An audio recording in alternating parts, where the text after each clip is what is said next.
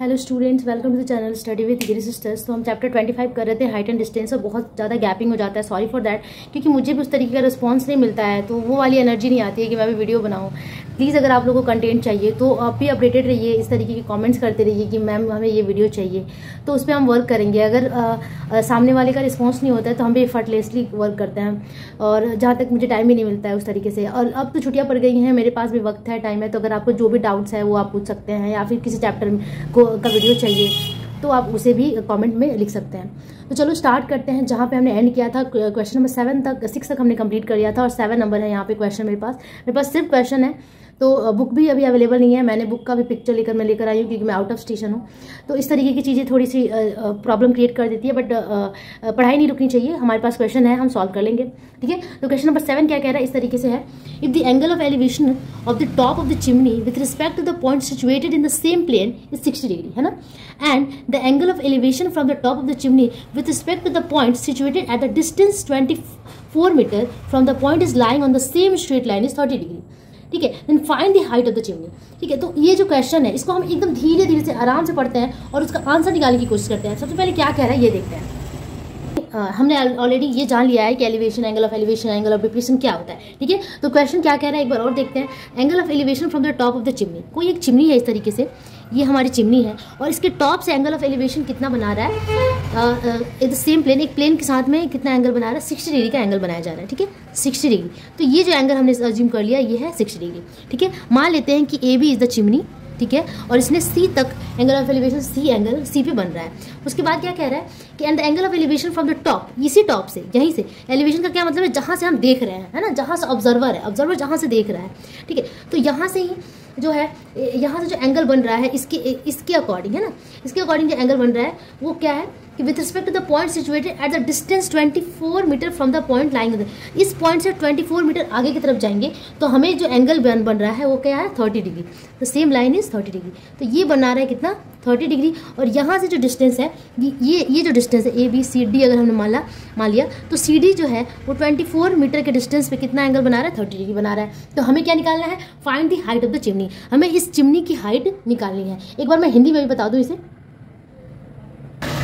ठीक है। क्या कह रहा है, यदि किसी चिमनी के निचले सिरे के साथ एक ही समतल पे स्थित एक बिंदु के सापेक्ष चिमनी के शीर्ष का उन्नयन कोण 60 डिग्री हो, एवं उस बिंदु और चिमनी के निचले सिरे के साथ एक ही सरल रेखा पर स्थित किसी बिंदु से 24 मीटर की दूरी पर स्थित एक बिंदु के सापेक्ष चिमनी के शीर्ष का उन्नयन कोण 30 डिग्री हो, तो चिमनी की ऊंचाई कितनी है, हमें चिमनी की ऊंचाई यहाँ पे ज्ञात करनी है, ठीक है। जहाँ पे √3 इक्वल्स दिया हुआ है कि 1.732, ये हमारे गिवन है, ठीक है। तो हमारे पास अब सब कुछ है, हमें बस यहाँ से निकाल लेना है। मान लेना है कि let the height of the chimney, late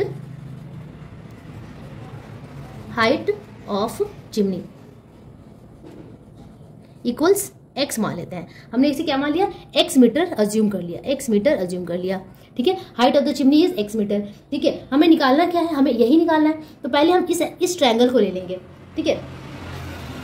तो ये सब कुछ गिवन है, आप जो गिवन है वो आप लिख सकते हैं कि आप इस तरीके से लिख सकते हैं कि डिस्टेंस जैसे लिखा हुआ है ना कि the angle of and the angle of elevation from the top of the chimney with respect to the point situated at the same distance is 24 meter from the point lying on the same straight line is 30 degree। ये वाला भी आप line add कर सकते हैं आप चाहें तो, ठीक है। और ये उसके बाद हम आते हैं डायरेक्ट, क्योंकि हमें कंटेंट जानना है और मेरे पास जगह की थोड़ी कमी होती है, मेरे पास उस तरीके का है नहीं बहुत, क्योंकि आउट ऑफ स्टेशन रहने पे हमें वो सारी चीज़ें नहीं मिल पाती जो हम चाहते हैं। तो हमारे पास ये ट्रायंगल फॉर्म हो रहा है। Now we have to see the triangle which is formed here in triangle A B C. This is the right angle triangle you can see here because this is 90 degree, है ना, एकदम सीधा होता है। कोई भी चिमनी हो या कुछ भी हो सीधा खड़ा होता है, टेढ़ा ऐसे इंक्लाइन करके नहीं खड़ा होता है। तो ये 90 डिग्री का एंगल है, obviously it is a right angle triangle. So we have to take, यहाँ पे हम लगा सकते हैं हमारा वही रूल जो कि मैंने लाल कक्का, हिंदी वाले बच्चों के लिए लाल कक्का से बताया था, के ए लाल कक्का, और इंग्लिश वाले बच्चों के लिए बताया था इस तरीके से PBP HHB, ठीक है। तो ये दोनों रूल आपको हमेशा याद रखना है, ठीक है। तो इन ट्रायंगल ABC में हम क्या ले सकते हैं कि हमें फायदा हो सकता है। हमारे पास AB है ना, AB है और एक एंगल दिया हुआ है, ठीक है। तो AB का मतलब हमारे पास क्या है, परपेंडिकुलर है। तो देखो tan लेना ज़्यादा बेहतर होता है, ठीक है। साइन लेंगे तो थोड़ा सा ऐसे इधर उधर हो सकता है, यहाँ पे tan ले लेते हैं क्योंकि हमें ये AC का कोई नीड ही नहीं है, हमें AC की कोई नीड ही नहीं है। हमें साइन और कॉस तभी लेना होगा जब हमें विकर्ण की जरूरत होगी, जब हमें हाइपोटेनस की जरूरत होगी। ये हाइपोटेनस है हमारा, AC इज हाइपोटेनस, लेकिन हमें हाइपोटेनस की यहाँ पे नीड ही नहीं है। हमें तो या तो AB चाहिए या फिर ये वाला साइड चाहिए हमें, है ना। तो हमें BC चाहिए, तो हम क्या करेंगे, हम लेंगे tan। तो हम यहाँ पे यूज करेंगे tan 60 डिग्री। tan 60 डिग्री में क्या आ जाएगा, tan में क्या होता है, लंब बटा कर्ण, that is perpendicular by hypotenuse. Perpendicular कितना है, AB है, और हाइपोटेनस कितना है, sorry I am so sorry, लंब बटा आधार, परपेंडिकुलर बाय बेस। तो परपेंडिकुलर AB है और बेस कितना है, BC। I am so sorry for that, BC, है ना। तो tan 60 का वैल्यू हमें पता है कि कितना होता है, tan 60 का वैल्यू होता है √3, ठीक है। √3 इक्वल्स AB का वैल्यू क्या है, x है, और BC हमें पता नहीं है ना। BC we don't know, okay. So BC we don't know, we have to write, ये इक्वेशन 1 हम यहाँ पे ले लेते हैं कि √3 इक्वल्स x/BC, ठीक है। आप इसी तरीके के फॉर्म में इसको छोड़ दीजिए कि हमें BC की जरूरत आगे पड़ सकती है, x की जरूरत पड़ सकती है, ठीक है। अब आते हैं नेक्स्ट पे, वो क्या कहता है, नेक्स्ट हमारे पास जो ट्रायंगल है वो एक बड़ा सा राइट एंगल यहाँ पे बन रहा है ABD। Now in triangle ABD में हमें क्या मिलेगा, ABD में देखते हैं हमें क्या मिलेगा, वही हम यूज करेंगे tan 30 डिग्री, बिकॉज यहाँ पे जो एंगल ऑफ एलिवेशन है कितना है, 30 डिग्री बना रहा है। तो tan 30 डिग्री में हम क्या करेंगे, AB/BD, है ना, वही बनता है perpendicular by base. AB and BD को क्या लिख सकते हैं हम, BD ही छोड़ देते हैं फिलहाल तो, है ना। तो tan 30 का वैल्यू कितना होता है, 1/√3, और AB का वैल्यू हम यहाँ से x निकाल सकते हैं, है ना, ठीक है। तो AB का वैल्यू हमने x पुट कर दिया और यहाँ से आ गया BD, है ना। अब इसे सॉल्व करते हैं, क्रॉस मल्टीप्लाई कर लेते हैं। तो BD इज इक्वल टू क्या हो जाएगा, क्रॉस मल्टीप्लाई करें तो BD इक्वल हो जाएगा x√3, है ना। BD का वैल्यू कितना हो गया, x√3। यहाँ से हमें BD मिल गया है, टोटल BD मिल गया। अब यहाँ से कुछ रिलेशन हमें मिला, उस रिलेशन की हेल्प से हम क्या करेंगे, x की वैल्यू फाइंड कर लेंगे, ठीक है। आप देख सकते हो कि ये जो रिलेशन है हमें यहीं से मिलने वाला है। अगर हम क्या करें, BD हमारे पास है ना, BC हमारे पास है, अगर BD माइनस BC करेंगे तो हमें क्या मिलेगा, CD मिलेगा, और CD का वैल्यू हमारे पास है। तो अब इसका यूज कर लेते हैं नाउ, हाँ हम ये यूज कर सकते हैं। नाउ हम क्या लिख सकते हैं कि BD minus BC is equal to CD, ठीक है। BD कितना है हमारे पास, x√3, BC कितना है, यहाँ से BC निकालेंगे, क्रॉस मल्टीप्लाई करते हैं तो यहाँ BC आ जाएगा और ये √3 नीचे की तरफ आएगा, ठीक है। तो हम क्या लिखेंगे, BC is equal to x/√3 equals CD का वैल्यू कितना है, 24 मीटर, इट इज गिवन 24, ठीक है। अब बस इसी इक्वेशन को हमें क्या करना है, सॉल्व कर लेना है, ठीक है। तो यहाँ से ले लेते हैं हम √3 इक्वल्स 24, ठीक है। अब यहाँ से इसको मल्टीप्लाई करेंगे तो √3 इंटू √3 3 हो जाएगा, that is 3x, we can write √3 cancel, that is x, ठीक है। अब ये कैलकुलेशन मैं यहाँ से यहाँ लेकर आ रही हूँ, आप देख सकते हो बोर्ड मेरा काफ़ी छोटा है जिससे मुझे दिक्कत होती रहती है। 2x/√3 इक्वल्स 24, तो यहाँ से हम निकालेंगे x की वैल्यू क्या हो जाएगी, 24 इंटू √3, है ना, क्रॉस मल्टीप्लाई, और ये √2 नीचे आ जाएगा, 2 से इसको कट करेंगे, ये हो गया 12√3 और √3 का वैल्यू गिवन था, तो दैट इज 12 इंटू 1.732। इसे मल्टीप्लाई कर लेते हैं, कितना आएगा 20.784, ऐसे कुछ आएगा, 20.784 मीटर। अगर हो सकता है मेरा कैलकुलेशन रॉन्ग हो तो आप कैलकुलेट कर लीजिएगा, ठीक है, क्योंकि बहुत सारे बच्चे बहुत जल्दी गालियाँ देने लग जाते हैं, लेकिन हो सकता है मिस्टेक किसी से भी हो सकता है, ठीक है।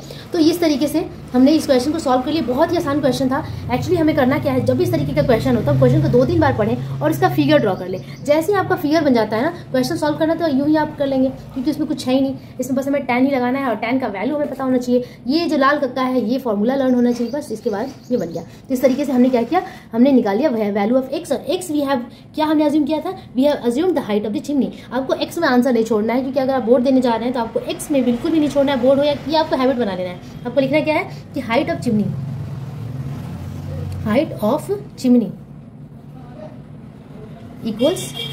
equals this one, equals this, ठीक है, and this way we have to write, okay.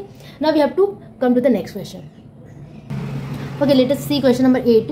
The angle of elevation of the sun, this is sun, increased from 45 to 60, then the length of the shadow of the bamboo is decreased by 3 meters, then find the height of the bamboo, ठीक है। ऐसे समझ में नहीं आ रहा होगा, मैं फिर से बता दूं, angle of elevation of the sun is increased from 45 to 60। देखो 45 to 60 इंक्रीज हो जाएगा, क्या एलिवेशन इंक्रीज हुआ, एंगल ऑब्वियसली दिखने में छोटा से बड़ा लग रहा है, लेकिन वो एक्चुअली हुआ क्या, इंक्रीज हुआ। एक बार इसे ड्रॉ कर लेंगे तब ज़्यादा अच्छे से समझ में आएगा।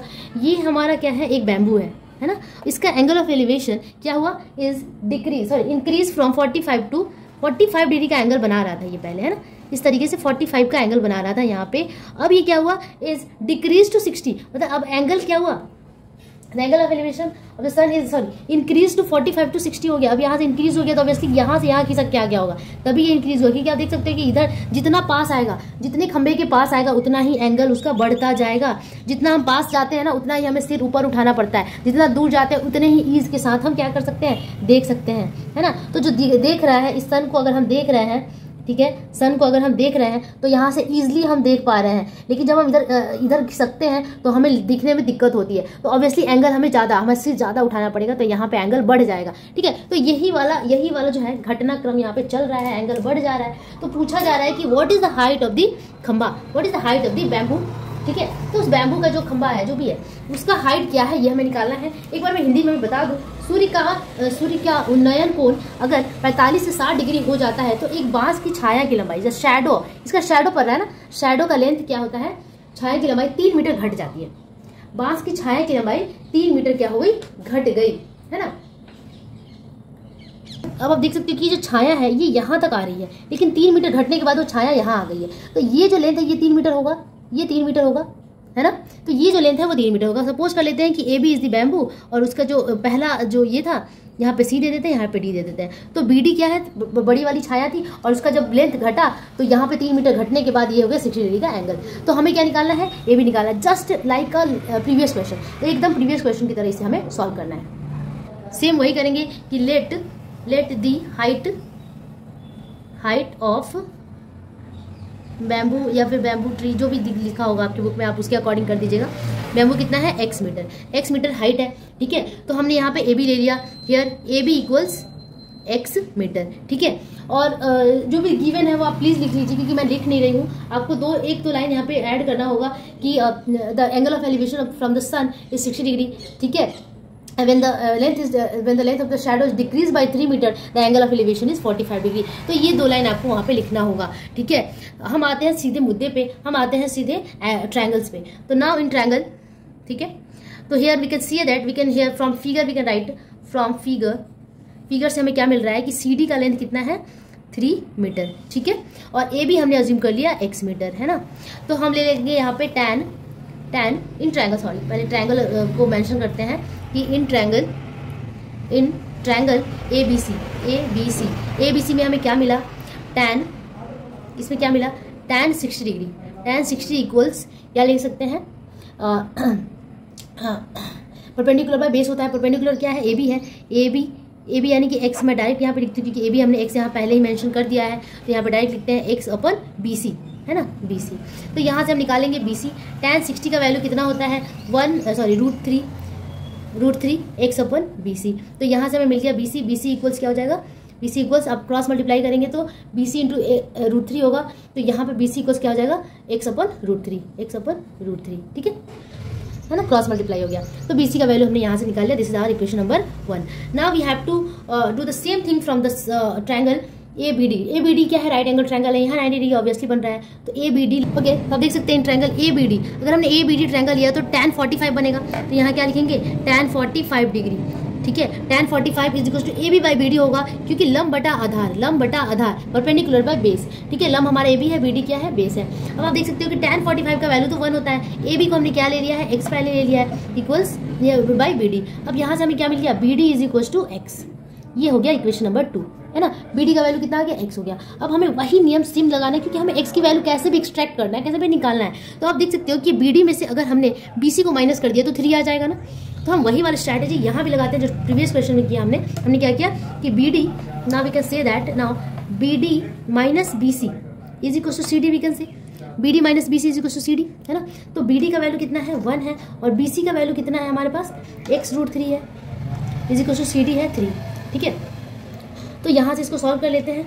Minus x√3 is equal to 3 minus 1 that is 2 हो गया, है ना। तो यहाँ से हम निकालेंगे, ये तो माइनस में आ जाएगा, इससे हम रेशनलाइज कर देते हैं पहले तो। एक मिनट, सॉरी, BD का वैल्यू तो x होगा ना, तो यहाँ हमें x पुट करना है, x माइनस BC का वैल्यू कितना है, x अपन, यहाँ से एलसीएम ले लेंगे √3, √3 एलसीएम लेते हैं, तो यहाँ √3 इंटू एक्स माइनस √3 से √3 गया एक्स, ठीक है। तो इसके बाद अब आते हैं यहाँ आ जाते हैं, तो यहाँ से हम x कॉमन ले सकते हैं, है ना, x कॉमन ले लिया हमने, तो ये √3 minus 1 upon √3 is equal to C D, यहाँ पे 3 था, सॉरी 3 मैंने लिखना भूल गई, 3, ठीक है। तो इस तरीके से आया, हमें x का वैल्यू निकालना है, तो x इज इक्वल टू क्या हो जाएगा, यहाँ से इसे हम रेशनलाइज कर दें, हाँ इसको रेशनलाइज कर सकते हैं, 3√3 कर दे, पहले तो क्रॉस मल्टीप्लाई कर लेते हैं, और ये √3 माइनस 1 हमने ले लिया नीचे। अब इसको रेशनलाइज कर देते हैं, √3 प्लस 1 अपन √3 प्लस 1 कर देते हैं, तो ऊपर ऊपर मल्टीप्लाई हो जाएगा, तो 3 और √3 इंटू √3 दैट इज 3, 3 3 9 प्लस, ठीक है। अब इसको इससे मल्टीप्लाई करेंगे तो 3√3 अपन ये आ जाएगा, देखो a plus B into A minus B के फॉर्म में आ रहा है, दैट इज √3 का स्क्वायर दैट इज 3 हो गया, और 1 का स्क्वायर माइनस 1 का स्क्वायर दैट इज 1, तो ये हो गया आपका 3 कॉमन ले लेते हैं, अच्छा रहने देते हैं, 3 प्लस 3 √3 अपन 2, ये आ गया। अब √3 का वैल्यू यहाँ पे हम पुट कर लेते हैं, ठीक है, 1.732 वही क्वेश्चन है, तो 9 क्या लिखेंगे, 9 प्लस 3 इंटू ये 3 है 1.732 अपन 2, इसको कैलकुलेट कर लेते हैं, और कैलकुलेट करके वैल्यू आएगी 7.098, ठीक है। तो आप ये कैलकुलेशन खुद कर लेना, ये बस कैलकुलेशन ही करना है, तो 7 मीटर के अप्रॉक्स में खंबे की लंबाई है, ठीक है। द हाइट ऑफ द पोल लिख देंगे, हाइट ऑफ द पोल, और भी कैसे बैम्बू है या पोल है, कहीं पे बैम्बू लिखा है कहीं पोल लिखा है, मैं कंफ्यूज रहती हूँ। Height of the pole equals 7.098 metre, and this is your required solution, ठीक है। तो ये बिल्कुल पिछले क्वेश्चन की तरह था, तो इस तरीके के क्वेश्चन हमें बार बार प्रैक्टिस करते रहने चाहिए, ताकि हमें कोई भी कंफ्यूजन ना हो, और अगर कोई भी दिक्कत हो तब आप हमें कमेंट जरूर कर सकते हैं।